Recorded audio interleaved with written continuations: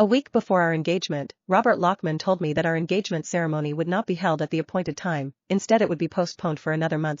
He explained, Diana told me that it so happened that day she would be performing her first solo concert. It is a very important thing in her life and I refuse to miss it. Besides, we're getting engaged anyway. It doesn't matter if it is a week early or at a later time. This was the third time he had postponed our engagement for Diana's sake. The first time he did it when Diana, who was abroad, fell ill and said she was scared and missing him. The second time when Diana wanted to go on a spontaneous trip, Robert became very worried and chased after her.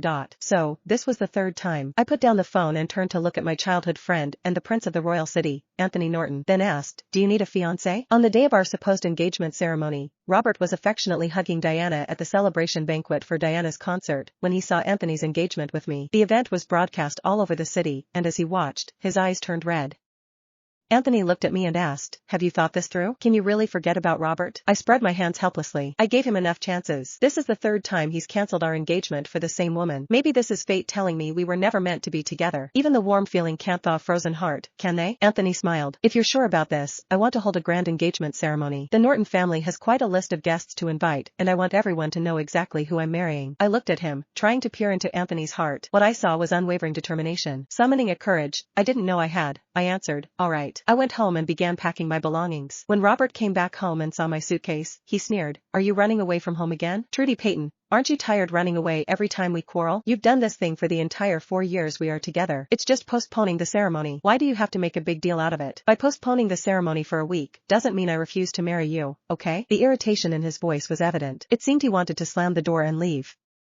I replied calmly, I'm not running away. I'm just organizing my things. Though in my heart, I told myself that this time I would leave him for good. Robert loosened his tie and carelessly ordered me, on, well, since you're tidying up, why not prepare the guest room as well? Diana told me this place is closer to her concert venue, so she'll be staying here for a while. I pushed my packed suitcase to the corner and answered without looking up, all right. I'll have Julie clean the guest room tomorrow. My easy willingness stunned Robert. His tone softened when he talked again, okay, I know I made you upset. So, tomorrow, how about you go to the jewelry store and pick up a set of jewelry there? It's my gift for you. I've also been busy this day, you know, with Diana back and all. What's more, her house hasn't been lived in for ages, so I have to accompany her to clean and decorate it. He added, for now, you just have to worry about our engagement preparation. Once Diana's concert is over, I'll make it up to you. Is that okay?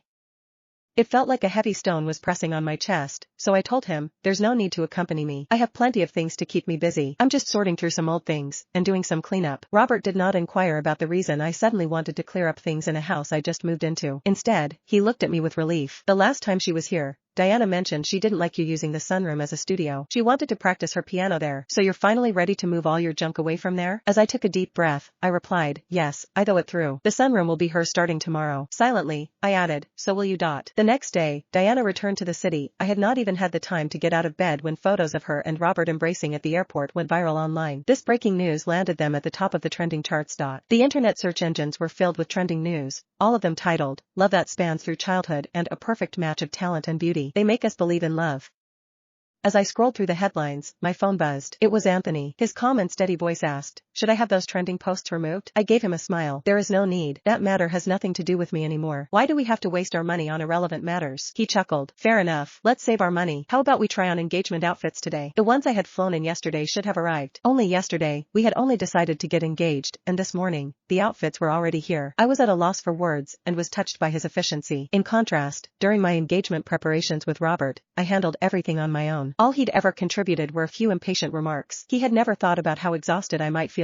Yet now, Anthony has shown me how a true fiancé should act. The dress Anthony had brought and shipped in from abroad fit me perfectly. The designer smiled and said, Mr. Norton insisted I come along to ensure the fit. If it needed any adjustments, he wanted them done on the spot. I was under so much pressure, but now that I see you, I understand why he's so anxious. He really loves you.